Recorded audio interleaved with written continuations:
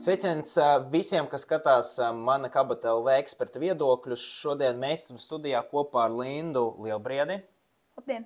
Un Linda ir Zērināta advokāta palīdze advokātu birojā Rusanovs un partneri, un arī ir certificētā KAMS, jeb AML speciālista. Un šodien ir novadījusi mūsu platformā pasākumu, webināru, apmācību webināru sadarbībā ar partneri Safe un NIL.LV par NIL.TPFN un klientu izpētes jautājumiem. Un mums ir vairāk jautājumu Lindai tieši saistībā ar praktiskajām situācijām, ko jūs paši esat iesūtījuši.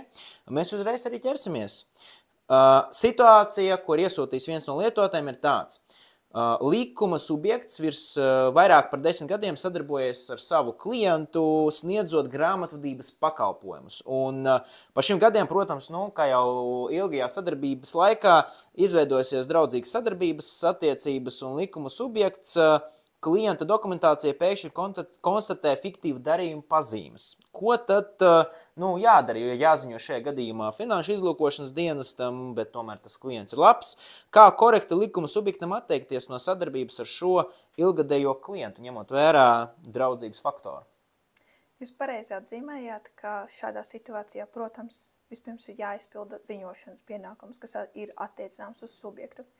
Tomēr šādā situācijā mana rekomendācija būtu, lai subjekts sazinās ar finanšu izlūkošanas dienestu rakstveida iesnieguma formātā un lūdz sniegt viedokli, ka, protams, ir jāizvērtē šis iesniegtais ziņojums, bet vienlaikus ir jāsniedz arī iestādes viedoklis, vai šo klientu varētu turpināt apkalpot, vai tomēr no darījuma veikšanas turpmākas būtu jāatturās. Šāda situācija galvenokārt ir saistīta ar to, ka, piemēram, šis uzņēmums, kas ir sniedzis grāmatvedības pakalpojumus, varētu norādīt, ka sadarbība ir ilgusi 10 gadus, visā sadarbības laikā viss ar dokumentāciju ir bijis kārtībā, klientu izpēte, pārbaude, uzraudzība un monitorings pār darījumiem ir noticis atbilstoši likuma prasībām, nekādi pārkāpumi nav konstatēti un ka nav īsti saprotams, kāpēc šāda situācija radusies un vai finanšu izlūkošanas dienests savas kapacitātes ietvaros varētu vai nevarētu sniegt rekomendāciju par to, kā turpmāk veidot šīs attiecības ar klientu vai tomēr izbeigt šīs attiecības pavisam. Bet vai tad arī jāraksta tieši finanšu izlūkošanas dienestam šajā gadījumā, vai arī valsts ieņēmuma dienestam par to jāpaziņo? Tas ir atkarīgs no tā, vai šī darījuma aizdomīgums ir saistīts ar aizdomīgu darījumu pazīmēm tieši nodokļu jomā.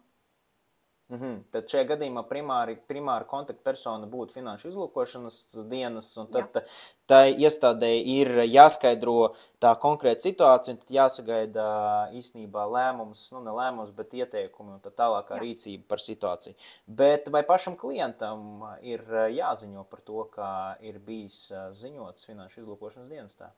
Nē, kategoriski nē. Klients par šo faktu nedrīkst zināt, ja vien šis dienests pēc attiecīgā ziņojuma saņemšanas nav, piemēram, piešķīris atļauju, lai subjekts par šo faktu ziņotu un informētu arī savu klientu. Tad tas ziņošanas pienākums ir jātur slepenībā. Jātur slepenībā, tieši tā. Un angļu valodā šo jēdzienu sauc par aizliegumu veikt tā dēvēto tipping off, un tātad tas ir viens no aspektiem, kas ziņojot par aizdomīgiem darījumiem, noteikti ir jāpaturprātā. Un vai tas ir saistīts ar to, lai informējot par ziņošanas faktu, tas klients, par kuru ir ziņots, nesāktu darboties ar kaut kādām darbībām, lai mēģinātu noslēpt visas tās iepriekšējās situācijas vai kaut ko mēģināt tiešām padarīt smukāk? Jā, tieši tā. Šis aizliegums un ierobežojums informēt savu klientu par to, ka par viņu ir iesniegts ziņojums, ir noteikts ar apzinātu mērķi ļaut tiesībsargājošām un kontrolējošām institūcijām veikt pārbaudi, izmantot savas iekšējās metodes un resursus, lai pārliecinātos, vai patiešām šis klients veic kaut ko tādu, kas ir aizliegts, neatļauts, kas rada šos būtiskos nepieļaujamos riskus. Nu, tad sanāk diezgan sarežģīta situācijas, ir ceļši, kad šajā regulējošā nozarē veidojas draudzības starp klientiem un pakalpojumu sniedzējiem, un tomēr tad ir jāvērtē, vai tā draudzība ir tā, lai pārkāptu ar ziņošanas aspektu, vai tomēr jāglabā savi riski un savs uzņēmums. Tas ir katra, protams, izvēle, bet atbilstoši normatīvu aktu prasībām, ja tas darījums ir riskants un ziņojums, tad tas ir jādara nekavējoties. Īsnībā, runājot un apkopojot, ir arī bijis tas punkts, un prezentācija arī bija pieminēts par sarkaniem karogiem, klientu fiktīvu darījumu pazīmēm. Kādi būtu tie 5 galvenie punkti, tie sarkanie karodziņi, kas ne klientam, kas subjektam būtu jāņem vērā, visvairāk jāpievērš uzmanību vērtēt savu klientu? Tātad attiecībā par fiktīviem darījumiem vispirms jāpatur prātā, ka fiktīvs nozīmē to, ka šis darījums nav īsts, ka tā veikšanas patiesais mērķis neatbilst tam, kas ir paziņots subjektam vai kas ir attēlots dokumentos. Tādējādi tā var būt situācija, kad netiek īstenota šo preču faktiska piegāde vai iegāde. Tāpat šī darījuma ekonomiskā vērtība neatbilst šo preču vērtībai. Piemēram, tiek pasūtīti it kā dārgi, ekskluzīvi pulksteņi, bet tāpat laikā par tiem tiek samaksāta tik niecīga naudas summa, ka šķiet, ka šādam darījumam vispār nav nekādas pievienotās vērtības, vismaz vienai no šīm iesaistītajām pusēm.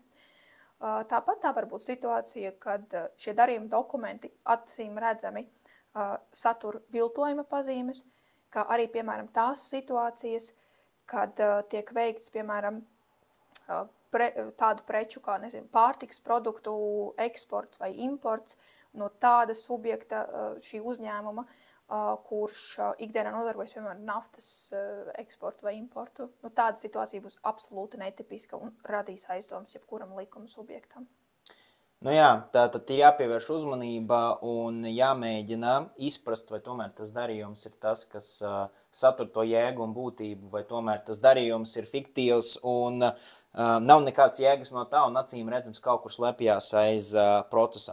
Bet mēs te runājam īstenībā daudz par finanšu izlūkošanas dienestu un procesu, bet jautājums arī bieži vien par iekšējas kontrolas sistēmām, par sankciju ievērošanu, prasību ievērošanu, par AML nāk arī no pašām kredītiestādēm. Un nav noslēpums, ka advokātu biroji vienmēr ir iesaistīti kādās skaļajās lietās tieši saistībā ar kredītiestādēm, kad kredītiestādes tiek sodīts. Bet šeit skatoties no aspekta, kad kredītiestāde pieprasa kādam likuma subjektam vai ne likuma subjektam iekšējas kontrolas sistēmas, par ko tas varētu liecināt bankas klientam, ka viņam pieprasa iekšējas kontrolas sistēmu metodikas, dokumentāciju un paskaidrošos tekstus. Vispirms saistībā ar kredītiestādēm ir jāņem vērā tas, ka uz kredītiestādēm tiek attiecinātas patiesībā pat vēl striktākas prasības nekā uz citiem likuma subjektiem, un viņiem ir arī savs uzraugs un regulators darbībai.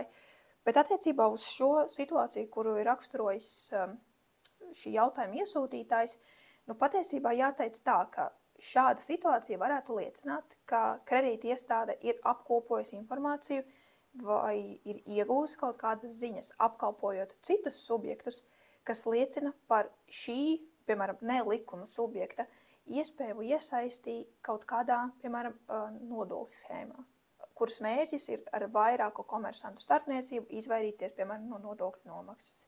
Un tādējādi kredītiestāde mudina šo konkrēto komersantu pārliecināties un pārbaudīt arī šo ne subjektu par to, kāda ir šo līdzekļu izcelsme.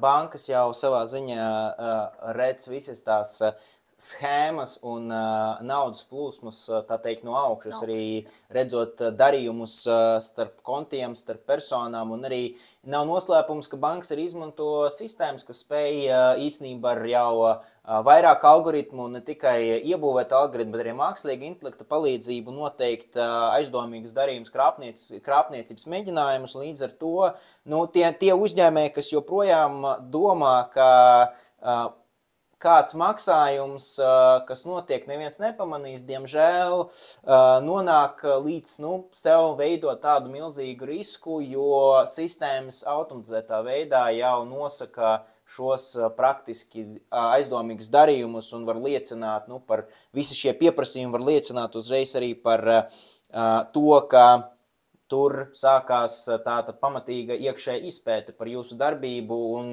arī ziņošanas pienākums varētu iestāties jums nezinot par to, ka banka ir ziņojusi par jums kādā no regulējušām iestādēm. Paldies visiem lietotājiem, kas ir iesūtījuši šos jautājumus. Mēs noteikti turpināsim ar ekspertu viedokļiem un tiksimies nākamajos video. Paldies arī mūsu sadarbības partneriem PartnerSafe un NILNLV par iespēju nodrošināt šo apmācību ciklu, obligāto apmācību ciklu NILTPFN jomā un sankciju risku pārvaldīšanas jomā. Visus tos, kas interesē, arī jautājums par to, kur tad iespējams mācīties un dabūt papildus apliecinājumu certifikātus un tos kredītpunktus, kas ir obligāti, lai uzturētu iekšējas kontrolas sistēmu un apmācīt personālu, droši arī apmeklējiet niln.lv vai PartnerSafe lapu, lai uzzinātu vairāk, bet jā, mēs ar šo arī beidzam, tiekamies nākamajos video. Paldies!